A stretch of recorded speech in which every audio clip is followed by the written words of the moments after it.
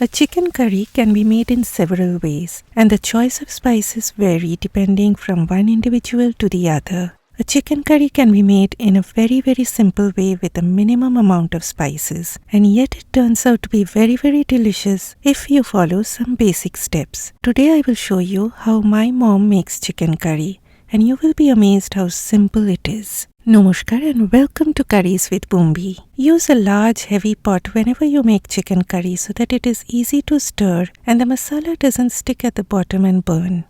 Heat 4 tablespoons of oil over medium heat. Allow the oil to be hot but not smoking hot. Add a dried bay leaf and then sliced onions go in along with 1/4 of a teaspoon of salt. Slice the onions thinly.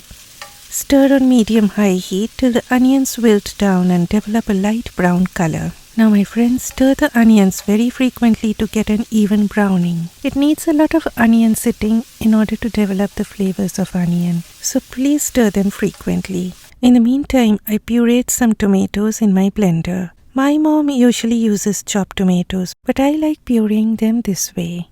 The onions have reduced and have become pale in color with a slight touch of golden brown along the edges, and this is exactly what we are looking for. At this point, 1 tablespoon each of finely grated ginger and garlic goes in. Stir on medium heat for a minute and then add the chicken.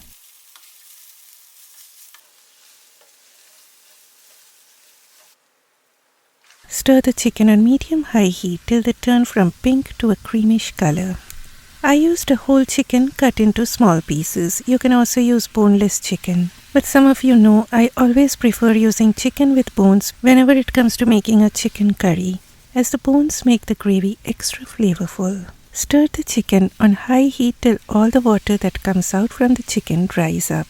Now some of you ask me why work so much drying up all that water coming out from the chicken and then again adding water later on. That's a very good question. If you do not fry the chicken initially, then the chicken will be boiling in its own juices, and that gravy won't be tasting good. By frying the chicken with onion, garlic and ginger, you are developing the flavor, and all that flavor infuses into the chicken. Okay, see, there is no chickeny water now in the pot, and this is well fried. So next the pureed tomatoes go in. Stir the chicken, and this time the chicken gets fried with the tomatoes until it looks less liquidy. Next, 2 basic spice powders go in. That is a teaspoon of turmeric powder and 2 teaspoons of Kashmiri chili powder. My mom doesn't even use chili powder, and you can leave it out as well if you do not like the chili heat. What you can do is that you can also add sweet paprika to get that bright red color. I added 2 teaspoons of salt and 1 teaspoon of sugar to balance the flavors, but sugar is totally optional. Stir on medium-high heat till most of the liquid evaporates. As you can see, it is looking much dry now, so the next thing that my mom always adds is Mr. Potato.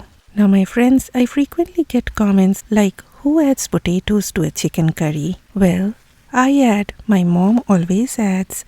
My husband cannot think of a chicken curry without potatoes. And the place from where I came, that is West Bengal, a region in the eastern part of India, people there just love adding potatoes to most of their curries. Be it chicken, fish or vegetables, you name it. And we love adding potatoes even to our biryanis. So if you do not like adding potatoes, please do not have to add it. And my friends, nothing is written on stone that needs to be followed when it comes to cooking in your own kitchen.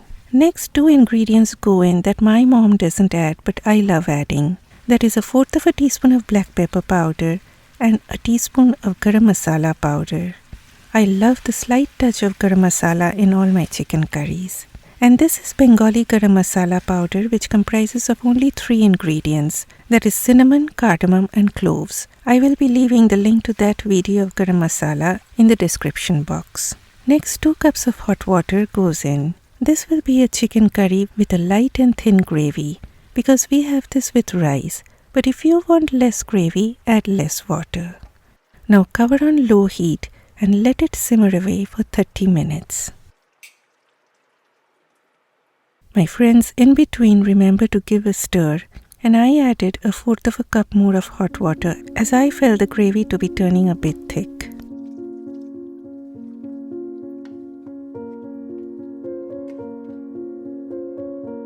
At the 35-minute mark, check on the potato.